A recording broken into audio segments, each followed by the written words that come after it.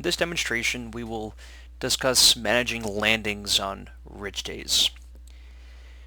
So in this scenario, we have left the ridge at a reasonable altitude and we are now heading back to the airport. And to orient ourselves, we are just over Route 94 and we have the Dairy Queen field off our right. We are at 1,800 feet, so we're in a pretty good place. In the discussion of how to orient yourself with respect to the airport, when you're further away, it's actually kind of hard to find Blairstown. So as you can see, it's kind of tucked away in between a couple of hills.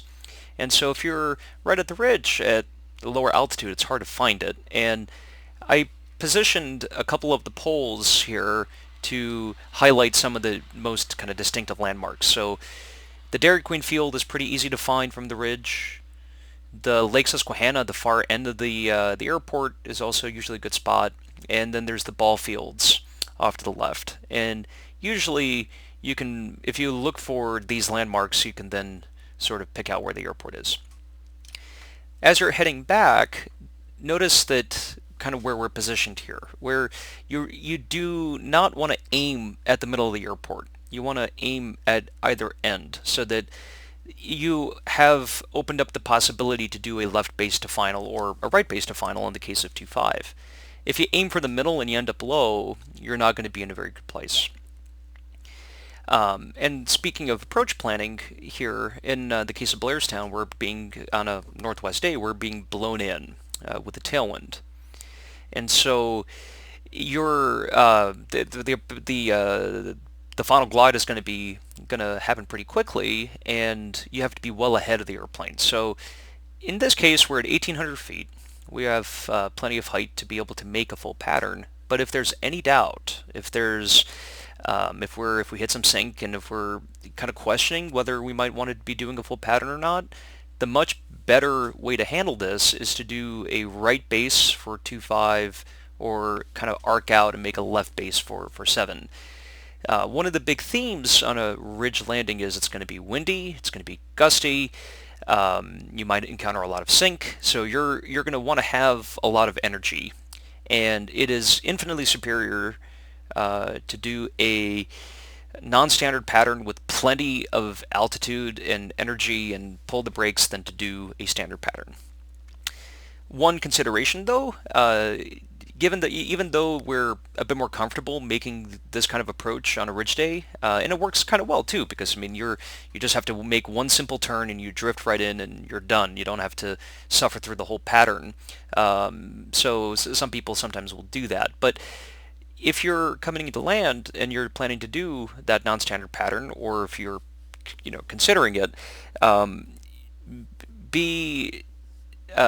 be aware of the kind of the traffic considerations here. So especially if you're coming back while there's still glider operations occurring. So for instance, if we're still towing, or if it's not a very windy day and there is airplane traffic around, you really should make an effort to try to announce it, because people are not expecting a glider just to pop out and make a non-standard approach. That being said, on a typical ridge day, if it's windy, if you're coming back at the latter half of the day, it's almost impossible that you'll have any traffic. Hardly anyone else goes out and flies on days like that other than us crazy glider pilots. So now that we've got the kind of situational awareness aspect out of the way, we're in this case, we may have considered maybe making a non-standard approach, but we have enough height to make the full pattern. We're going to now proceed to the IP over Lake Susquehanna. And when we're going to do this, we're going to do our landing checklist early because things are going to happen real quick once we get into the pattern. And we're going to be very mindful of positioning ourselves in such a manner that we're going to make a tight approach up against the airport with plenty of energy. That it's a bad idea to make a low energy approach under any circumstance, but making a low energy approach on a ridge day is very dangerous. And so we're going to want to basically keep our downwind pretty tight up against the airport because we don't want to drift too far downwind.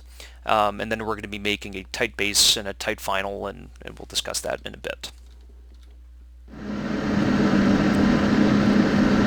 So at this point, I'd be doing my landing checklist. So we'd be saying undercarriage is down and locked, speed I'm going to keep at about 65 knots or so. So I want it to be about 70, 75 miles an hour. The wind is about 15 to 20 in the pattern, and you're going to want to keep a lot of speed in that approach.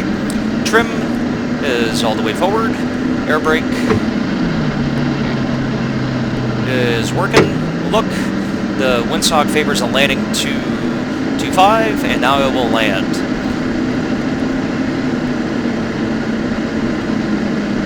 So at this point, I'm going to enter downwind. I'll put a little bit of brakes, and we're right about here, and we're going to stop here. So now we're approaching downwind. Notice my altitude's it's even in excess of 1,000 feet AGL. And on a ridge day, extra energy is what you need. You know, you really don't want to be scraping it in on a day like this. These gliders have excellent dive brakes. Use them. And then once we enter the pattern, we're going to be adjusting for the crosswind that's coming in off our left. We're going to be crabbing to the left.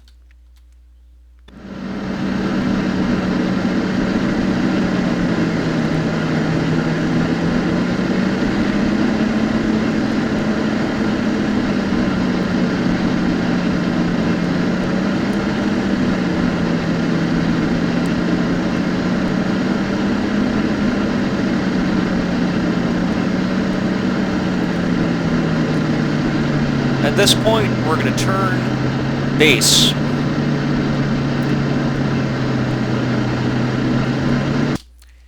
Notice we have plenty of altitude, and that we are positioned quite close up against the airport.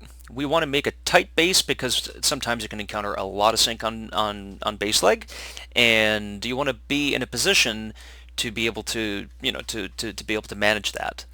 The other thing is we are aiming not for the fence. We're not aiming for the beginning of the airport. The airport is very large. We're going to be aiming for the taxiway.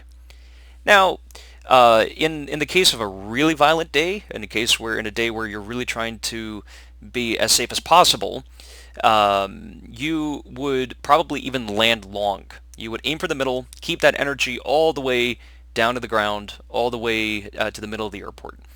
If you find the conditions are more manageable, okay, you can pull a little bit more brakes, maybe even a little bit earlier, and then you can bring it down and make a shorter landing. But this is not a day when you want to be scraping it in over the fence. You want to have plenty of energy. You want to aim for the middle. You always want to aim for the middle, but it's just that under certain circumstances, if the conditions are okay, then you can lay in the brakes earlier and then shorten it up.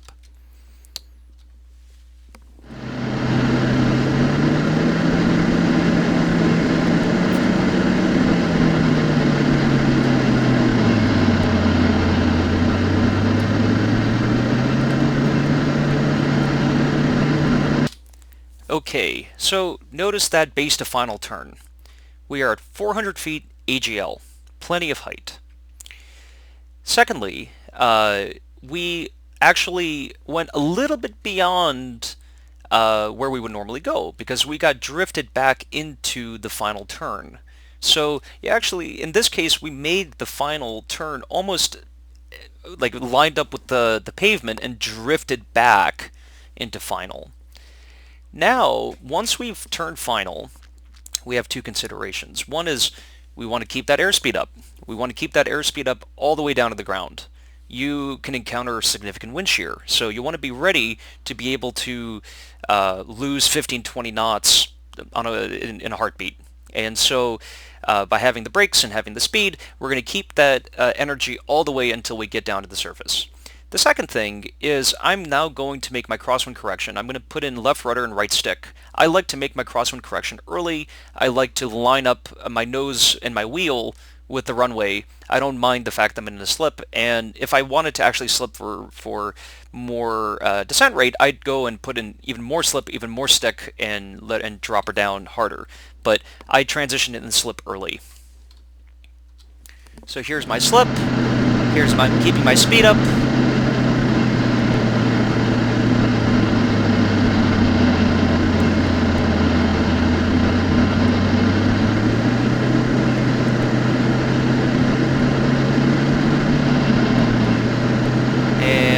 Notice my speed is I'm keeping my speed up all the way down to the ground.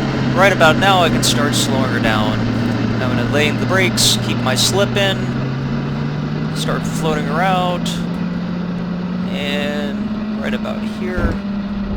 And then I'm going to lay in the left rudder and taxi off. And there we go. Now, in this scenario, I mean, we used quite a bit of runway. We landed long. We could have shortened it up quite a bit. I mean, if I just went and laid in the brakes harder, and I could have very easily landed short. But the point is that on a ridge day, your principal concern is to make a safe landing and to use all the resources available to you if needed. If it's windy, you're going to want to aim for the middle, and maybe even land long. If you're pretty confident, and if it kind of settles down on final, then shorten it up. Lay in the brakes, maybe put in a little bit of slip, and then you don't have to haul the glider back across the whole runway. When we were on final, we transitioned into a slip because that stabilizes your approach. And when you're lined up nicely and you bring that and you stay in that slip all the way down to the ground, you don't have to go and do any kind of crazy little transitions from a crab into a slip when you're very close to the surface. And it's significantly preferable to land in a slip because that keeps the wheel straight. You don't have to, you don't land with a side load. And then kind of walking back even one step further, we maintained a lot of energy in the pattern. We turned final, in this case, at about 400 feet, pretty close to the airport. We kept our base leg nice and tight up against the airport. We kept our downwind even pretty much at the edge of the Lake Susquehanna in this case. And during the pattern, we kept quite a bit of additional airspeed in order to be able to handle any sink and turbulence along the way. And then walking back one step further than that is we were quite actively thinking about how we want to make our approach. Do we want to make a full pattern? Do we want to make a non-standard pattern, such as a base to final? And if we were lower, we would have just swung out, made a nice long base to final, and just done that, rather than attempting a low energy approach to do a quote-unquote a standard approach. So those are the big thoughts when it comes to making a safe landing, and good luck, and try to practice a couple in the simulator.